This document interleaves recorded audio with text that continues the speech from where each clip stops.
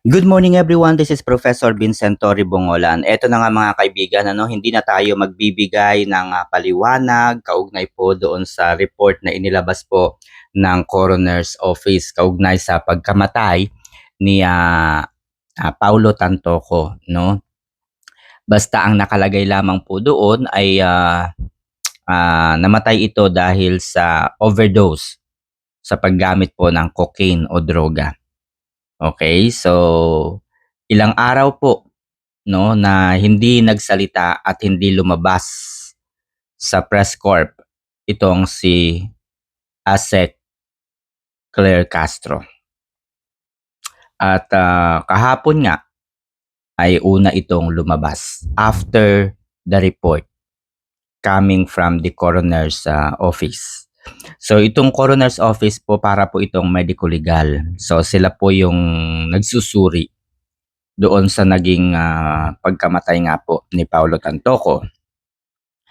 Malinaw na nakalagay po doon na walang ibang dahilan ng pagkamatay kundi ang paggamit ng droga. So sa report din po na inilabas ng Beverly Hills Police Department ay isinawalat, ikinuwento po dito ang kanilang investigasyong isinagawa. So kasama na po dyan yung kanilang report sa lugar kung saan ay kasama nga daw po ni Paulo Tantoco sina First Lady Liza Araneta Marcos, Dina Arroyo Tantoco ang kanyang asawa, at si Alexa Miro, mga kilalang personalidad, ilan sa mga executives ng GMA7 Network. So sa room 504. So sa madalit salita mga kaibigan, it was already confirmed that these personalities, key personalities, are present sa Beverly Hilton Hotel sa California at room 504. So sabi po ng Beverly Hills Police, mga kaibigan, wala po silang nakikitang foul play dahil wala namang pong bakas na kung saan ay niransak, pinasok o kung anuman para makapagtanim ng mga droga doon sa lugar na yon. So, nakalagay din po ng malinaw sa BHPD report. Meron daw nakitang plastic na bag na hinihinalang cocaine. 3 ginamit na hiringgilya na may bakas ng droga. Isang salamin na may puting pulbos at mga nakarolyong dolyar na perang papel. Mga bote ng alak na nagkalat sa silid. Mga palatandaan ng puwersahang pagpasok o foul play. Wala po silang makitang ganun. So it was documented. Okay? So hindi natin yan pag-uusapan. Bahala po dyan ang legal department ng Amerika. Okay? So ang sinasabi po ng bagong halal na PCO Secretary Dave Gomez, ang pagkamatay daw ni Paulo Tantoco ay isang pribadong usapin. Okay, so pribadong usapin. And yes, we agree, Paulo Tantoco is not part of the government. No, hindi po siya empleyado ng gobyerno, hindi rin po siya nagtatrabaho sa gobyerno at para sa gobyerno. He is a private citizen. At ang kanyang pagkamatay ay pribado din. Pero we cannot deny the fact that he was died sa parehong lugar, sa parehong room, kung saan ay nakita pong nagkakasiyahan sina First Lady Liza Araneta Marcos. So marami pa pong pahayag na dinagdag itong si Attorney Claire Castro naman, no, ang undersecretary ng PCO. So, fake news daw ang lumalabas na dawit si Liza Araneta Marcos. At binanggit pa nga nito noon na si Vice President daw ay nagpapakalat ng mga fake news. Dahil nga nung ma-interview si BP Sara, binanggit na po niya ang tungkol dito. So kung kayo po ang tatanungin mga kaibigan, what is fake news in the video clips? What is fake news in the pictures na nakita natin? Okay? So, nandun na po tayo sa pribadong buhay ni Paulo Tantoco. He is not part of the government. Pero ito po ang tanong. Liza Araneta Marcos is not also part of the government. She is just a wife of the president. At kahit po asawa siya ng Pangulo, hindi po ito passport para gastusin niya, para gamitin niya ang pondo ng bayan. Ang pondo ng bayan na kung saan tayong mga Pilipino ay nagbabayad ng tax. Hindi po siya parte ng gobyerno. She's just a wife of the president. At suriin nating mabuti. Ang kanyang asawa na si Dina Arroyo Tantoco ay kasalukuyang Deputy Social Secretary ng Presidente. Ano po ang trabaho ng Deputy Social Secretary ng Presidente?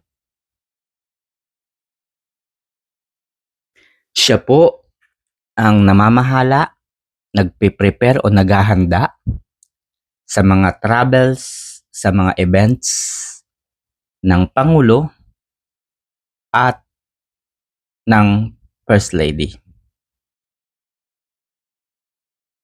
So, they are using the government resources for this kind of shit, for this kind of trouble that they are not allowed to use. Diba, mga kaibigan? They're not allowed to use the money of the people. So, sige, sabihin na nating pera ni Liza Araneta yung kanyang ginamit, pera ni Paulo Tantoco yung ginamit. Kasi madaling palusutan yan. All they can do is magbigay ng statement kasi bawal naman tingnan yung bank account, di ba? So, yun na nga, mga kaibigan. Sige, payagan na natin.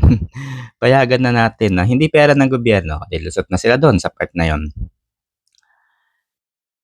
Ito po ang nakikita ko, mga kaibigan. Huwag naman po sanang magkatotoo ang naiisip ko. Dahil patay na po si Paulo Tantoco. Ang kanyang asawa naman po ay kasalukuyang Deputy Social Secretary ng Office of the President o ng Pangulo.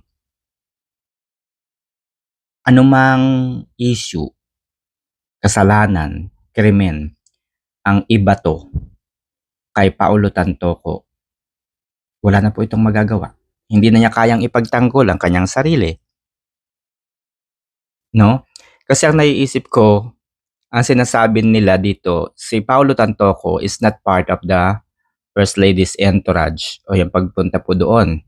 So, hindi raw parte itong si Tantoco.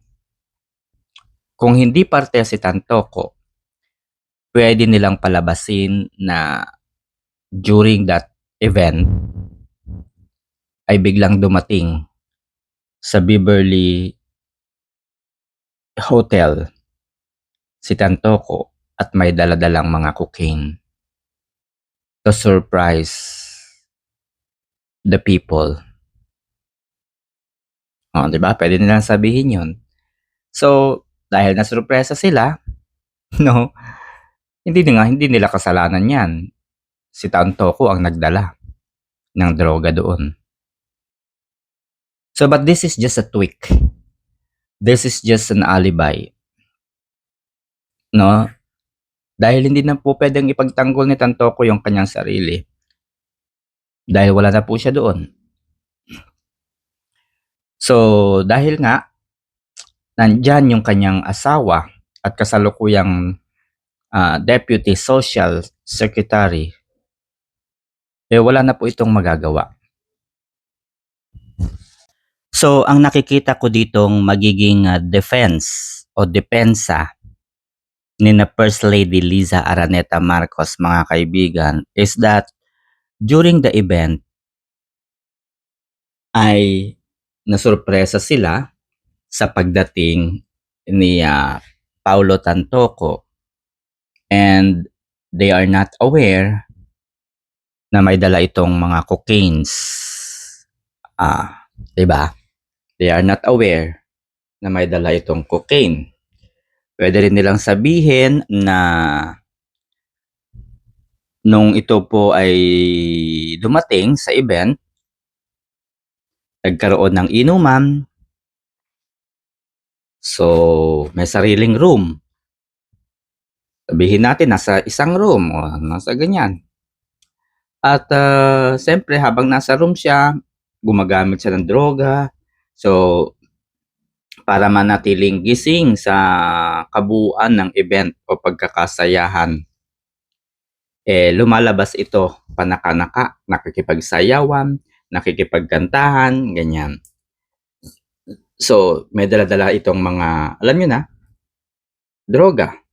So, nahulog doon sa venue. So, yun yung dahilan kung bakit lumabas doon sa report, no, na mayroon ngang nagkalat na mga parang debris ng mga droga. So, puwede nilang gawing ano yun, alibi or, defense, sabihin nating defense. So, dahil mga kaibigan, hangga't wala pong magsasalita, ito po yung mahirap, hangga't wala pong magsasalita sa mga kasama ni Liza Araneta Marcos, 'no, siyempre hindi po magsasalita yung executive ng GMA7, hindi rin po magsasalita si Khaled Karen, ayun, 'di ba? Kasama po doon, si Goson kasama po doon. Panoorin po ninyo o basahin po ninyo yung post ni, retired, broadcaster Jason sa pinangalanan po niya yung mga tao na nandoon sa event na yun. So, hangga't wala pong magsasalita sa kanila, mananatili pong suspect, mananatili pong maingay ang pangalan ni First Lady Liza Araneta Marcos. And, siyempre, hindi siya dapat ipagtanggol ni hindi siya dapat ipagtanggol ni Claire Castro. Bakit? Hindi naman si Liza Marcos ang pinagtatrabahuan ni, Claire Castro.